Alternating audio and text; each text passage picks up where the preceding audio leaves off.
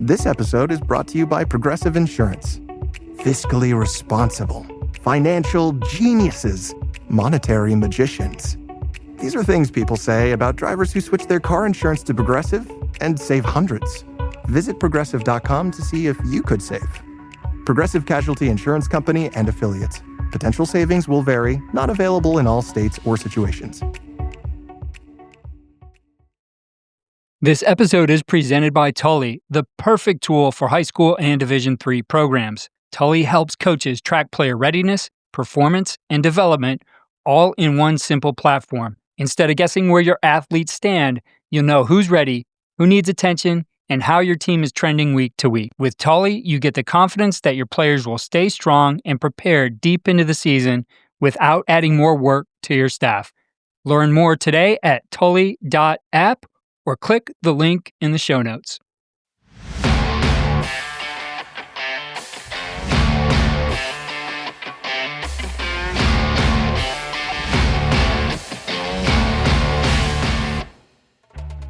We are hitting third down and goal line at a minimum 3 times per week, as well as hitting choice down every day. And that's a credit to the culture and the buy-in, not only from the coaches, from the players, and you can see that in the recent success that we've had. I've committed my life to this game, right? So if we're going to help prepare him for game day, right, I think we have to really control and shepherd them in terms of what we're giving them, how much they're biting off. I don't think I have a lot of skills in a lot of different areas, but I do have that ability that you're able to kind of sit, breathe a little bit. Okay, what went wrong? Diagnose things, try to correct it. So cool when your kids recognize that too. And you're like, your whole program's like, yeah, like that was the issue. Welcome back to the Hansen Ratings D3 Coach and Coordinators of the Week, presented by Tully, the performance and accountability app built by former Harvard football players to help programs stay connected, efficient, and locked in throughout the season. Each week, we highlight the coordinators and head coaches across Division III football whose preparation, execution, and leadership made the difference on game day. Joining me, as always, is the creator of Hansen Ratings, Logan Hansen. Logan, what stood out to you this past week in our slate of games? Well, this last week, I had the privilege of going up to my alma mater to watch the Wartburg Central game, and that was a great game if you were a Wartburg fan, but I didn't get to watch as many games as I usually do, but I was following along, watching scores, and this kind of felt like a week where we had a lot of games that we thought might have been close, and the teams that are continuing to get better every week are starting to separate themselves from other teams in their conferences, and that's one of the things that we're looking for when we're trying to find our coaches and coordinators of the week, are who are the teams that are continuing to get better as you get into the end of the season here and the weather starts getting a little bit colder and bodies start getting beat up. Which teams are still performing at their best? There were certainly some dominant performances, and we've got 3 coaches this week who led their teams in impressive fashion. Let's start on the offensive side of the ball where the points came in bunches. That is a fact. And this week, that goes to Eric Stuedemann of North Central, who beat Augustana 76-14. And they scored 76 points in about the least flashy way that you can possibly score 76 points. They only ran 56 total offensive plays, but they averaged over 8 yards per play. Their defense and special teams set them up very nicely in a lot of good situations, but they also drove the field when they needed to. They were extremely efficient, both running and passing the ball. They had over 7 yards per rush, over 11 yards per pass, and just what has kind of been the MO of North Central's offense over their recent run. They just play clean football. They don't make any mistakes. They had no turnovers. They had no fumbles. They only threw 2 passes where the defense got their hand on the ball. They only had 1 play the entire game that went for negative yards. It was a 1-yard tackle for a loss on their very last offensive possession of the game. So this is a team that just does it without the flash. They're just efficient. They don't make mistakes. And they just wear teams down throughout the game, and they jump on you early. They can beat you however they want. There's a reason they've been in the last 5 Stag Bowls and won 3 of them. So congrats to Coach Stuedemann and the rest of his staff on a great offensive performance this week.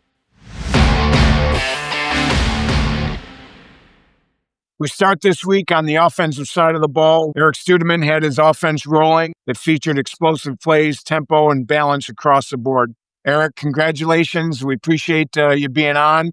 We certainly want to give you an opportunity to share a little bit about your coaching staff, and then we'll talk about the concept you'll share. Yeah, it's really a group effort. I'd like to give a shout out to our coaches and a lot of our alums on staff. And I think that is a key component to our success as well. But our tight end coach, who's also our assistant special teams coordinator, and our strength coach, Joe Fairley. So obviously, at this level, guys wear a lot of different hats. He's an alum and a former All-American offensive lineman. So it's great to have him on staff. Luke Foster, who coaches our quarterbacks, was a student assistant at Iowa, but his dad was a former defensive coach for us. Coached Luke Lannon when he was the Gagliardi Trophy winner. So, he's been around. We have 2 part-time assistants that are former alums that were part of our former championships. Tyler Egan from 2019. He helps coach our running backs in a part-time role. And Nick Rummel, who also has a job outside. His brother's still on the roster as a wide receiver, but he's a multiple national championship winner for us. He comes back and donates his time. And then we have 2 graduate assistants that do all the dirty work with film breakdown and things like that.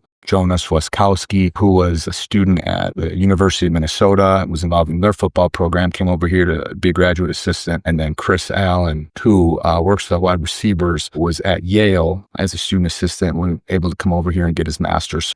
Surrounded by a lot of people and a lot of guys that are striving for the players here at North Central College. So it's just awesome to be a part of. A lot of guys that not necessarily played with, but, share a lot of the same stories, about, sitting classrooms here at North Central. We know that staff is obviously critical to success, and you guys do have a great staff. Brad has done a great job putting a great staff together.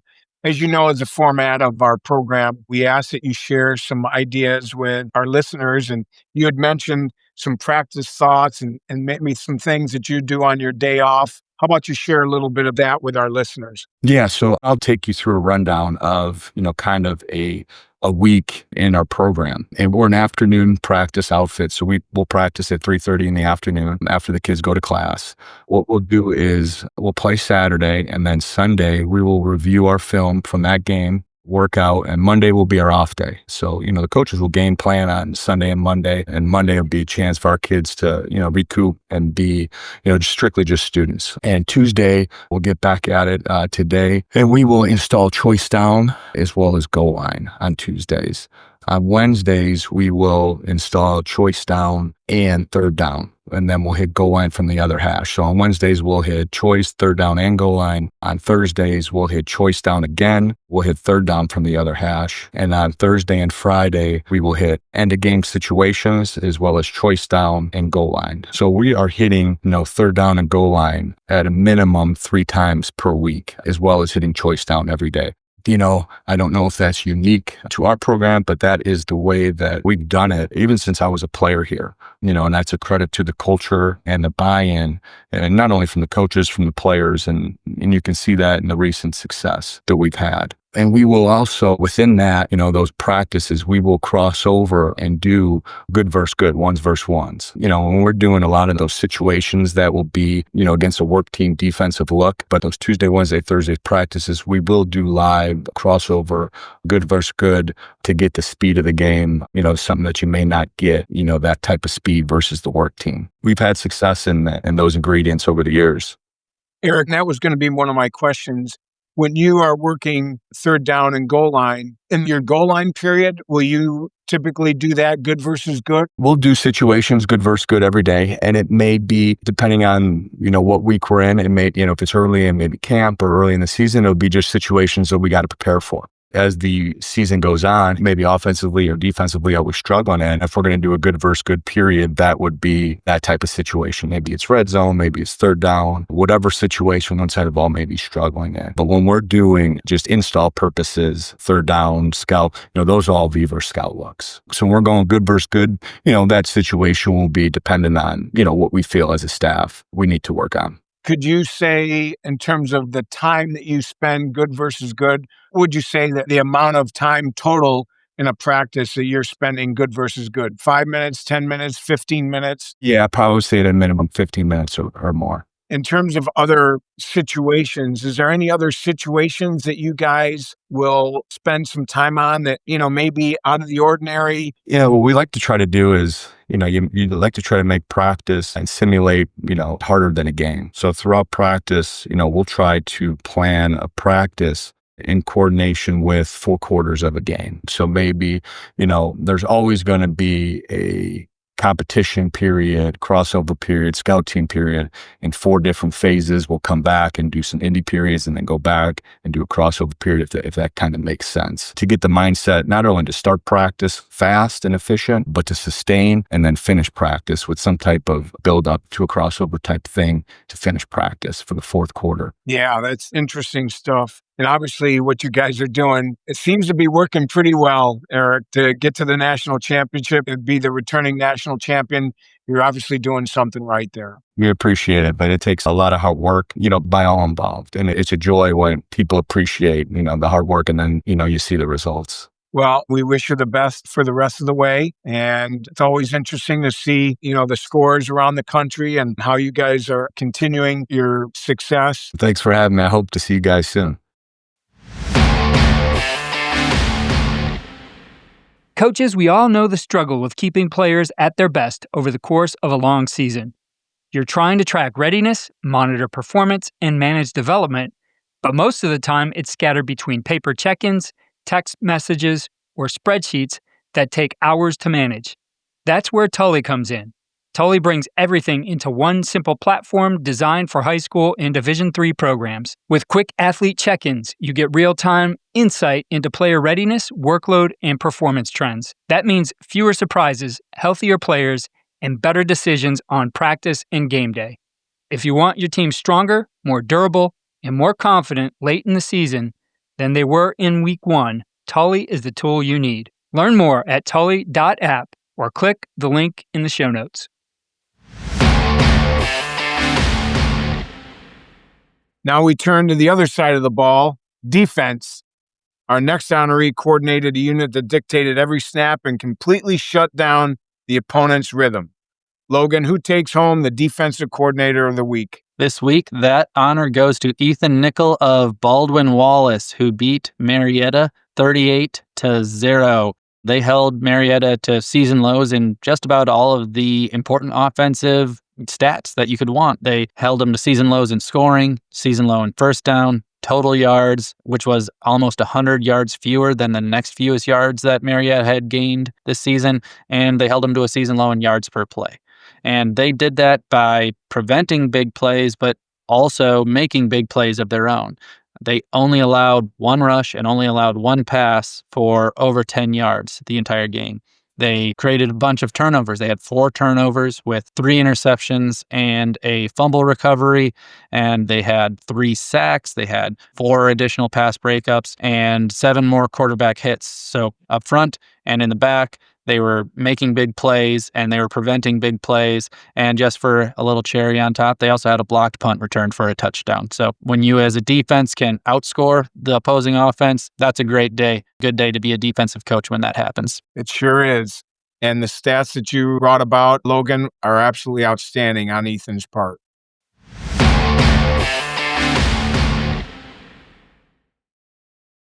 Next up, we turn to Baldwin Wallace, where defensive coordinator Ethan Nichol. That kind of defensive effort takes discipline, focus, and trust in the plan.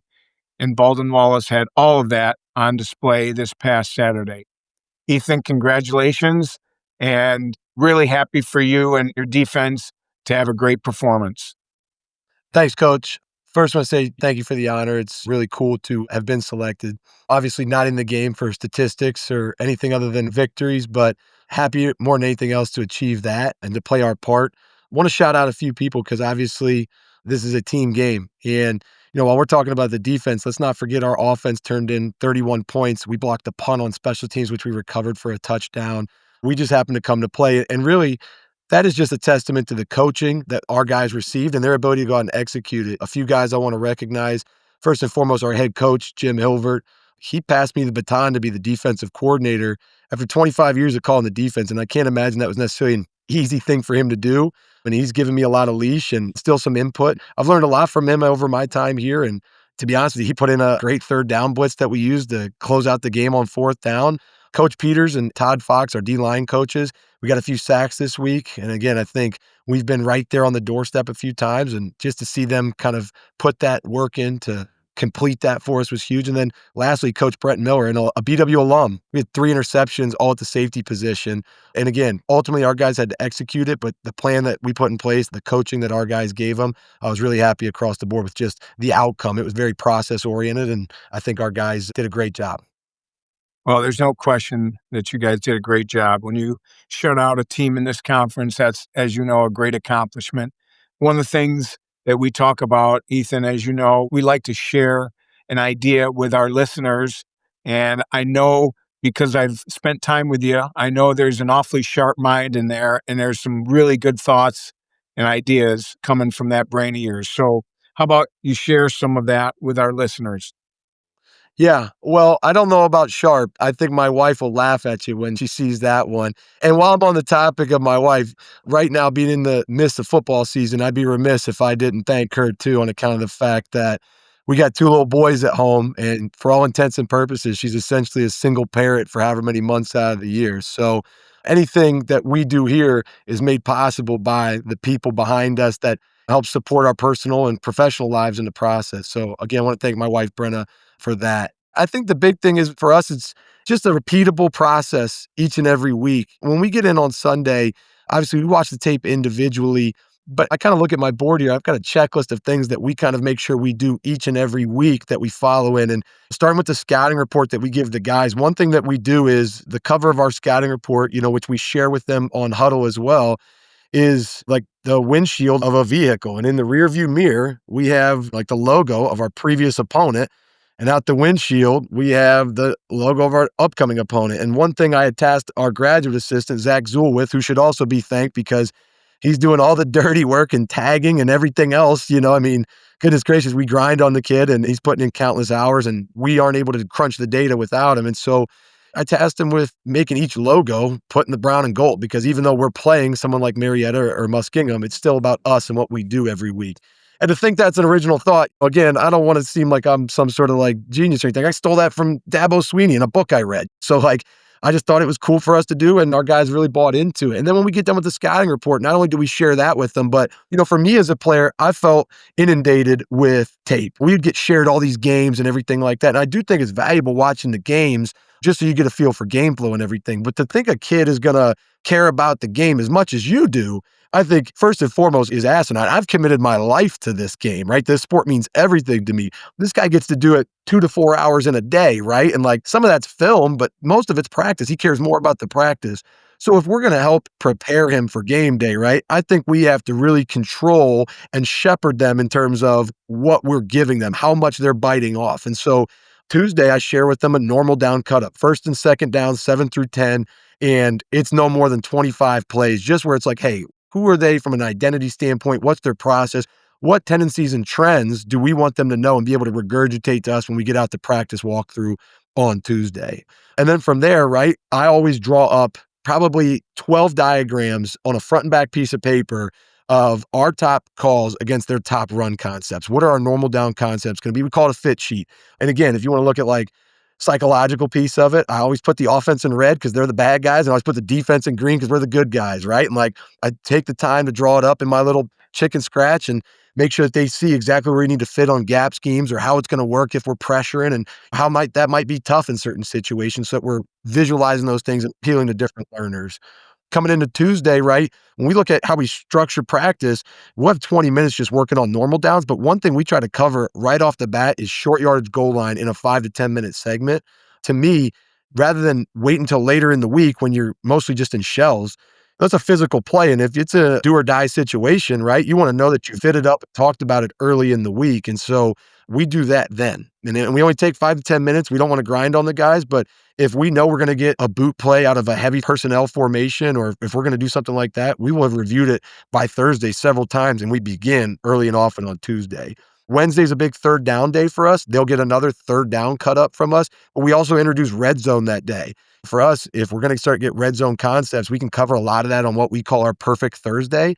but we want to introduce red zone. So the first time they're not seeing it is the second to last work day of the week. So where we hit normal down again on Wednesday, we take 10 minutes on third down and 5 minutes on red zone. And they get that third down cut up, which I think is valuable. But we also tell them that Wednesday is a screw you Wednesday. So I give them the toughest looks, meaning if we know we're blitzing one way, I'm going to send gap scheme the other just to see, hey, how do we fit it up? How do we work through it? What is the tricks of the trade? How can we make that right? Trick plays. If we're going to get double moves or reverses, double passes, anything funky that we've seen up to that point, we give it to them on Wednesday. We try to put them in the worst position possible. So that way, number one, we've worked through it. But then secondly, if I'm being honest, it gives us a chance to build upon our progress on Thursday. If we want to make Thursday a perfect Thursday, there are looks we want to see to make sure we get it right. But I'd be lying if I told you we didn't script for success a few times on Thursday to make sure we were feeling good, right? So Wednesday plays into Thursday, and I think from a psychological standpoint, leaves our guys feeling fresh and confident come Thursday and Friday. And then lastly, Thursday is when we share them the red zone cut up, and Friday we do a walkthrough. And to be honest with you, we get about 30 cards in on a Friday morning walkthrough bright and early. For me, we go through every check adjustment, base concepts. We make sure we get 1 or 2 rotations of our guys in there, goal line, short yards, all those things. But then to me, that's kind of like the cherry on top. One thing that I've taken to this year is putting together what I call a success cut up, right? And so we probably have 20 or 30 plays that we share with them on Friday. After our morning walkthrough, we really don't see them. And in that moment, I send out a cut up of 20 to 30 plays where they see their success from the week, from Tuesday through Thursday. Hey, we fit up this route concept perfect against this coverage. Or, man, this run game move, hey, the tight end really sells it on the split zone bypass, right? So, hey, look, you didn't fall for it, you didn't bite it. Here's our DN playing for the quarterback in that situation. Seeing them execute it right and knowing that they have the ability to do that to me is really important because I want them to see that they are capable, they are prepared. And we are trying to essentially set what I call a perforated edge for them to be successful. When you have pieces of notebook paper, right, it makes it easy to tear out because of that perforated edge, right? Well, we're giving them a perforated edge on Saturday because we have showed them, hey, this is how it is. This doesn't replicate game day. This isn't just because you did it right in practice doesn't mean you're going to do it right in the game. You still have to execute it. But we've perforated that edge to make it easier for you now because you've seen yourself in that situation and now it's muscle memory, right? I think that's something that's really cool for our guys from a psychological standpoint. And we've been inclined to even pull clips from last year's game. If we played a previous opponent and a similar offense, things like that, guys that are still on the roster that were in a position to make plays, we want them riding into the game feeling like they have absolute confidence, not only in our scheme, but in themselves. And then the last thing we do that we give them Friday afternoon, kind of set in their lockers, is just a front and back sheet of paper. We call it their tips and reminders. Scouting report on personnel, but also more than anything, our game plan adjustments, tendencies and trends to be aware for in the same situations, normal down, third down, red area, right? Like we want our guys to think in buckets. Again, I think it's too much to just give them tape and to assume that they're going to know everything. But if we know, hey, tight end in the game, this back set, or no tight end and they're spreading it out down in distance, right? Like how can we compartmentalize our thinking? And for me, right, like have we been perfect? Absolutely not. We just happen to have a great game this last week. But in terms of our guys' growth, intelligence, that they're speaking the same language as us. And these are guys who, at a place like BW, we think is a pretty good institution, right? Some guys are engineering majors and they're freaking swamped with aerodynamics and quantum mechanics. I got guys that are working for the Cleveland Cavaliers and have to get out of practice early because they're working opening night or something.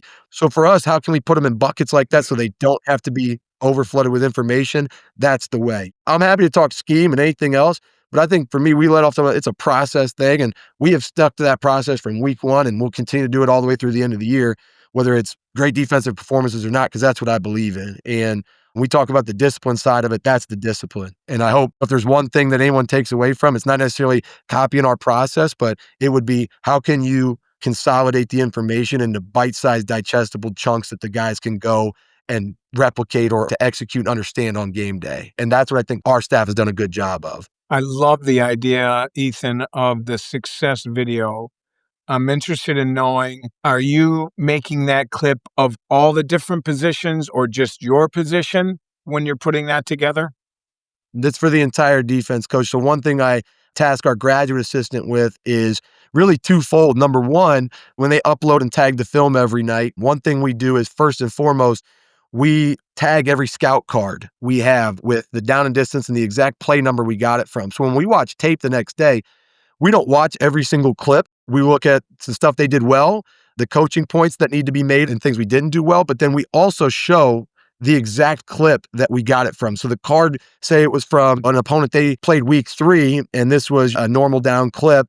Our scout guys, for whatever reason, are on scout team for a reason. Maybe they're young, maybe they're inexperienced, or maybe they're still developmentally deficient in a certain part of their game, right? So to think that it's going to get run perfectly every time it's just not realistic. So when we show that clip, that's our way to not only steal film time back with them, where we can coach them through, hey, look, guys, hey, we see pistol. What are we thinking about? Look, and here's that play, right? Or, hey, this is a funky screen. Our guys didn't exactly have the right spacing in their alignment, but this is how it should hit, right? So that's our way to kind of talk through those things. But then when we do the success cut up, it's really easy for our graduate assistant, because in the plays that I praise any of our guys for, right, he pulls those clips, and then it just becomes kind of a living, breathing playlist. And then it's up to me on Friday morning to just kind of get it down to a more manageable list of 20 to 25 plays for them to see.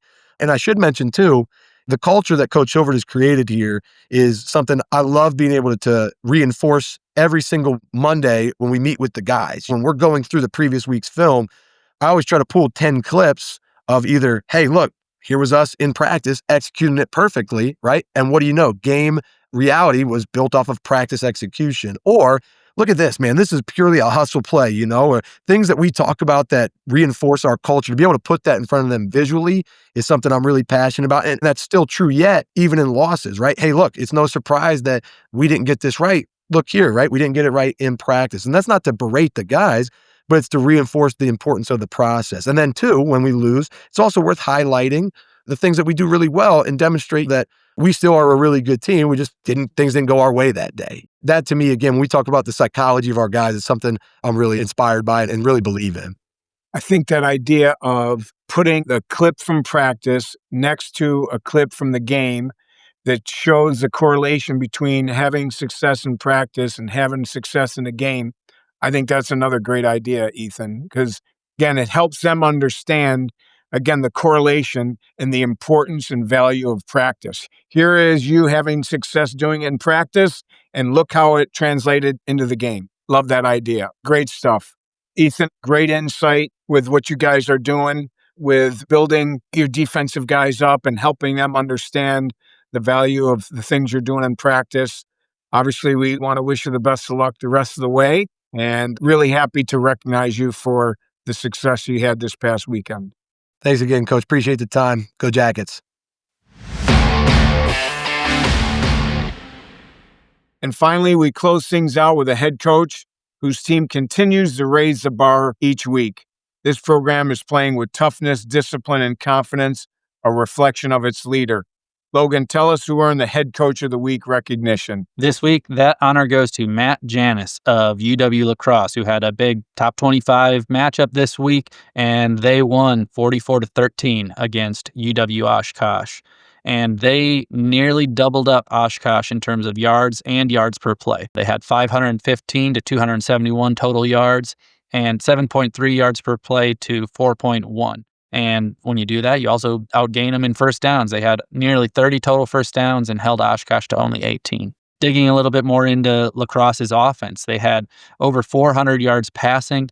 They did that on 10 yards per play, and they did it efficiently too. They had a 75% completion percentage on the day. They had 4 different receivers who caught deep balls of at least 30 yards, and they won in high leverage situations. They had over 50% of their third and fourth downs converted. And then on defense, they won those high leverage downs. They held UWO to only 3 of 13 on third and fourth down attempts, and they held them below 100 yards rushing, below 200 yards passing. I mentioned the yards per play. Oshkosh only managed 5.6 yards per pass, 2.5 yards per rush. And then La Crosse's defense also sacked Oshkosh 5 times. So, they kept them off rhythm. They forced them into third and fourth downs that weren't as manageable as they would have liked. And, when you win on both sides of the ball like that against a really high quality opponent who's, still in the top 25, that's a really great day by the Eagles at La Crosse.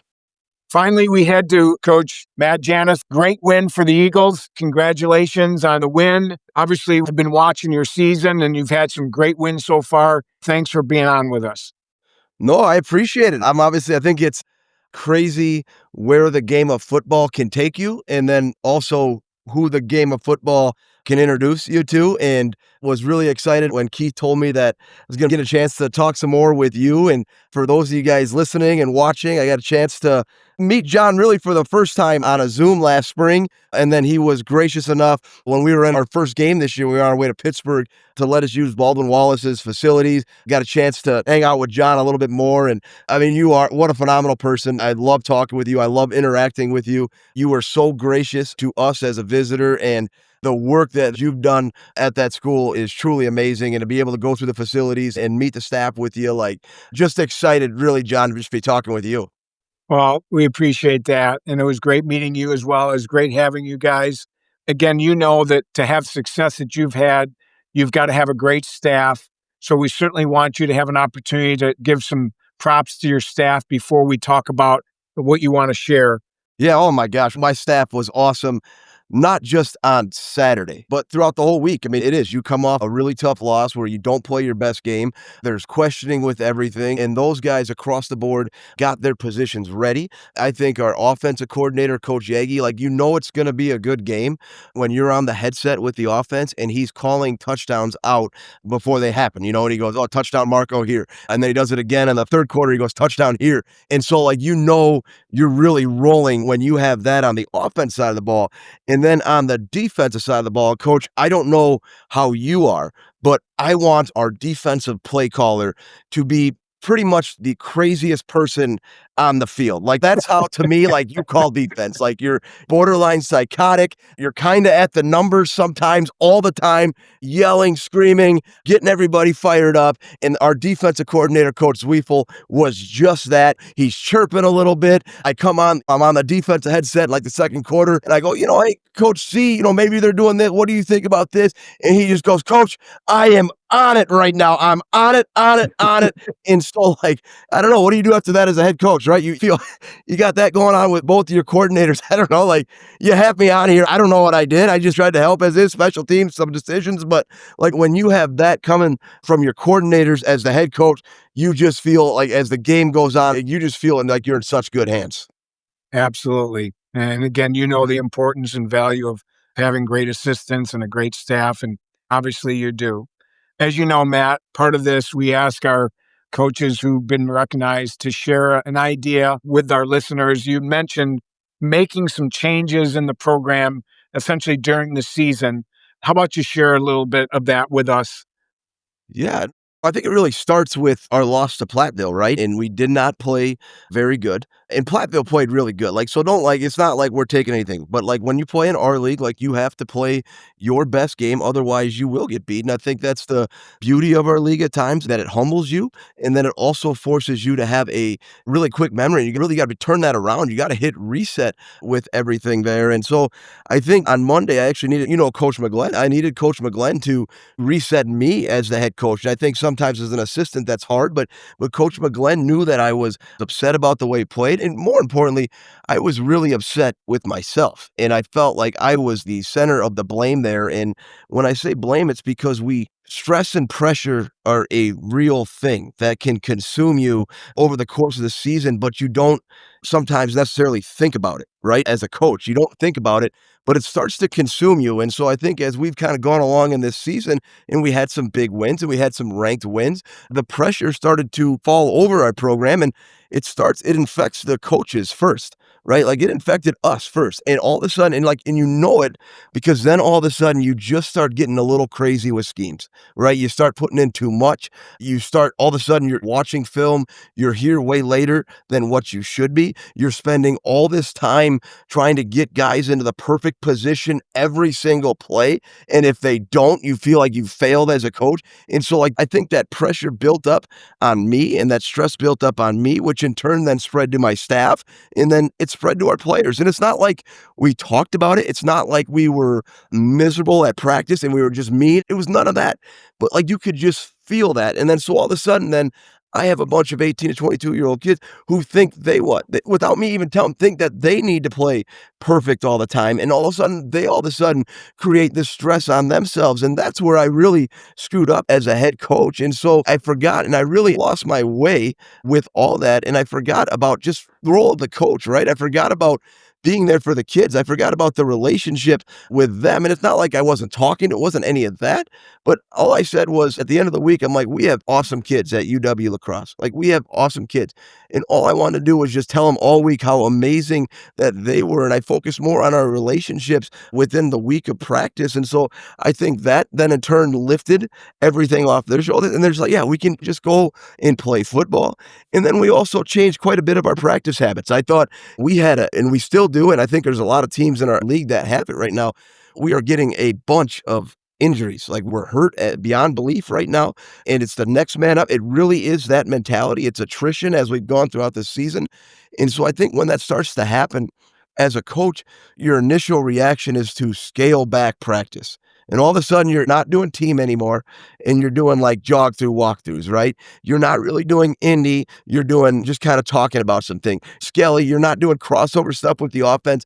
And so, like, all of a sudden, you start losing the improvement of your football team, right? Because it has to keep doing that throughout the whole season, and you stop improving as a football team, and you're just kind of going through the motions to get through the week. And so last week, I think we did a really good job of being like, okay, that's not how we want to practice. We want to play fast on Saturday. We want to run to the ball. We want to make our receive. So guys, let's start practicing like that. And our kids just answered the bell. I mean, it started Monday morning at 6 a.m. It's like when you have something wrong in your football program, and I've done this a couple times now, and you can diagnose it, and the kids understand that too. And the kids go, oh yeah, we should be practicing this way. This is what we want to practice. Like, that's like a thing of beauty as a coach. And you're like, okay, here we go. Now we can truly improve what we need to improve on. And so our kids did that. And like I said, that's the greatest part about last week is just the way those guys practiced all week, the way they responded with everything, the way they grew closer with each other through everything after a really, really tough loss.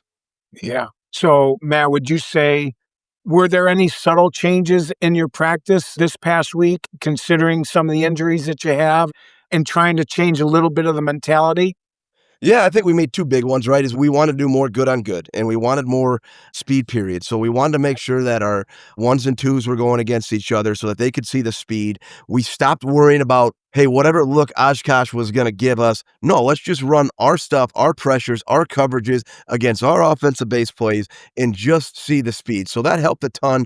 We did a ton of then some crossover drills, like whatever everybody kind of the O-line, D-line versus, doing different drills. Our skilled guys especially doing some crossover stuff like that. So we did a ton of that.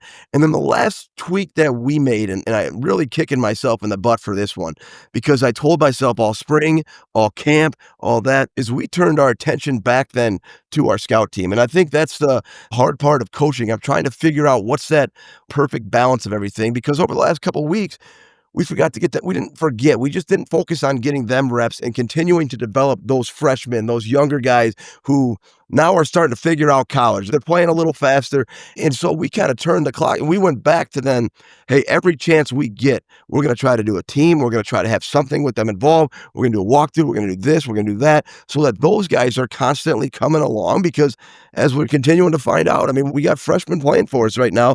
And so there's going to be more freshmen that have to play, or more sophomores that aren't scouts and have to play. So I think we got much, much more intentional as well as the week went on of not losing sight of, hey, we got to continuously develop our roster. And I was so good with that over the spring. I was so good with that over the fall camp.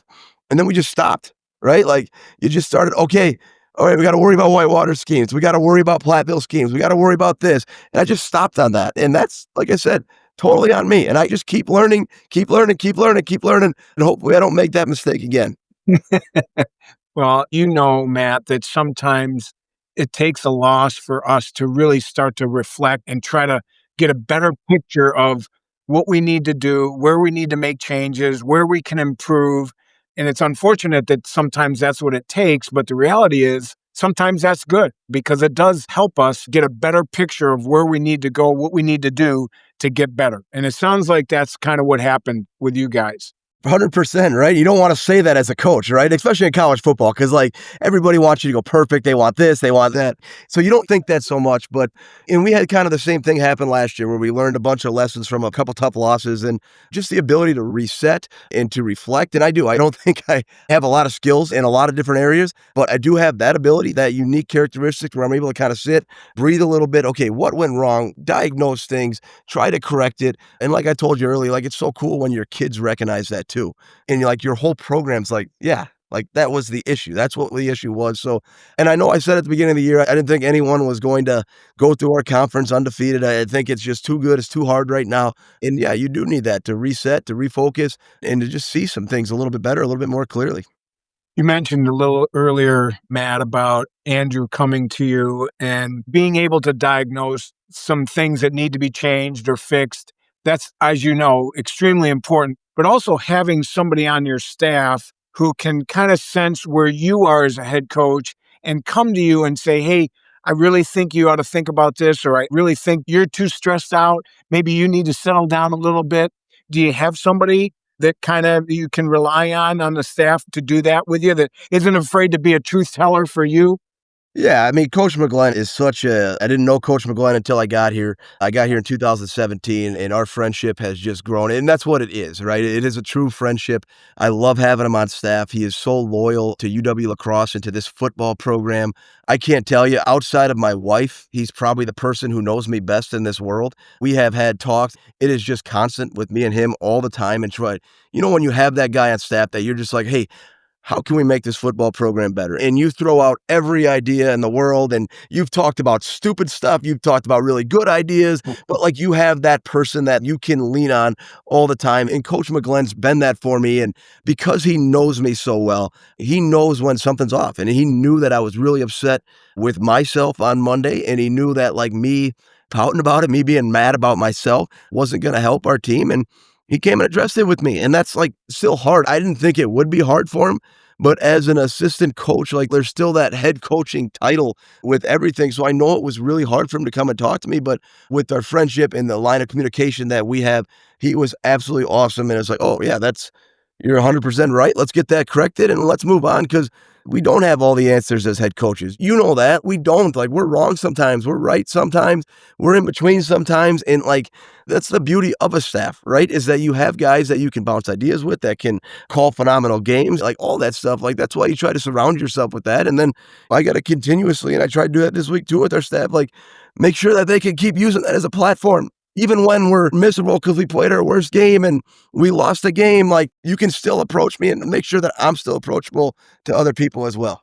Well, it's great to hear that. In my meeting of Andrew, he seems very perceptive. He seems very in tune with what you guys do and what you need to do. And it's important, Matt, and you know this, you need to have truth tellers on your staff that can help you recognize any form of shortcoming that we all as head coaches have. So it's great to hear that you have that. Obviously, wish you the best as the season progresses.